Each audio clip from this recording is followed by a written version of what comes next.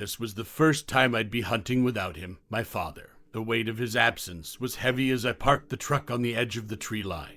Glancing at my phone, I was greeted by a cherished memory of the two of us, proudly posing with a magnificent 10-point buck we had taken down together. The image of my father's smiling face, his lip filled with chewing tobacco, lingered in my mind. It was the same smile he had given me before his tragic departure that dreadful night, marking the last time I saw him alive. Summoning courage, I whispered, "Let's do this, Dad," before stepping out into the gently falling snow. Bundled up in layers, I retrieved my gear bag from the truck and slung my Woodstock Remington 700 rifle over my shoulder. The Glock 20 pistol, snug in its holster, was a familiar presence at my side. I locked up the truck, preparing myself for the hunt. Crunching through the snow on my thick boots, memories of countless hunting trips with my father flooded my thoughts. This vast property, owned by an old family friend, had been our hunting grounds for years. With the leaves fallen, the deer were more visible among the woods, their appetites ravaging the crops on the farm. Approaching the corn pile set up by the farmer's son, I noticed fresh deer droppings, an encouraging sign. I then made my way to the tree stand, situated about 75 yards away. After hauling my gear to the top, I settled in, meticulously arranging my binoculars, rifle, and ensuring an unobstructed sightline. Peering through the optic, I surveyed the corn pile, ready to commence the long wait. As snowflakes twirled gracefully in the wintry air, I caught a few on my gloved hand, reminiscent of my childhood days spent with my father, when we eagerly anticipated the thrill of the hunt. Shaking off the flakes, I decided to enjoy a protein bar to stave off hunger. An hour passed, and the sun began its descent, unable to arrive as early as planned. The absence of my father weighed heavily on my heart, making the day feel peculiar. The farm's owner had assured me of rampant deer activity, yet all I witnessed was the snow falling silently from bare tree limbs. The quiet enveloped me, an all-consuming stillness, as if the snow absorbed every sound. My fingers snapped together, the sharpness of the sound jolting me in this deafening silence. A chilling breeze swept through the tree stand, causing the hairs on my neck to stand on end. And then I heard it, a long, slow inhale that seemed to echo through the woods. Panic washed over me as I grabbed the binoculars, scanning the surroundings for any sign of movement. But there was nothing to be seen.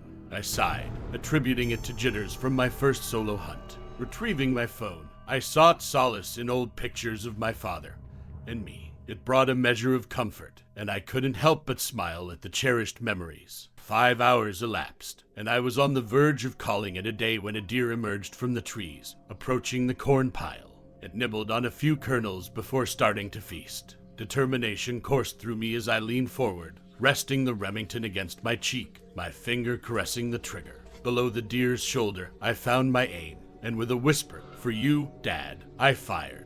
The gunshot reverberated like an explosion in the stillness. The buck leaped into action, vanishing in an instant, leaving behind a small blood splatter on the corn pile. Following the blood trail leading deeper into the woods, I felt a sense of fulfillment. I had done my father proud, and we would savor venison during Sunday dinner. And then, a faint sound cut through the eerie silence, a voice carried by the wind, whispering through the trees. "Inhale. Unshot. Not bad." My father's voice resounded, leaving me dumbfounded. Startled, I scanned the area, desperately seeking its source, but only silence greeted me. The clarity of those words couldn't be dismissed as a mere auditory hallucination. Fear gripped me as I reached for my phone, desperate to contact the farm's owner, only to be reminded of the lack of reception in those remote woods. I clenched my teeth, gripped my rifle, and descended from the tree stand. With a racing heart, I felt an unshakable presence, as if being watched from the shadows. "Screw this," I muttered, deciding to head back to the car, my breath visible in the frigid air. But as a bitter wind whipped through the trees, a haunting voice pierced the silence again, emanating from the corn pile. "Inhale.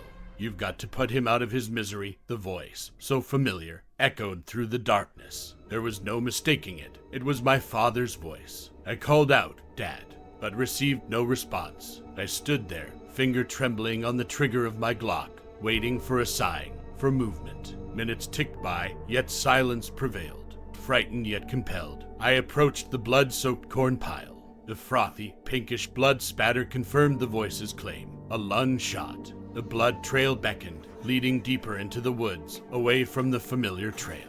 Inhale.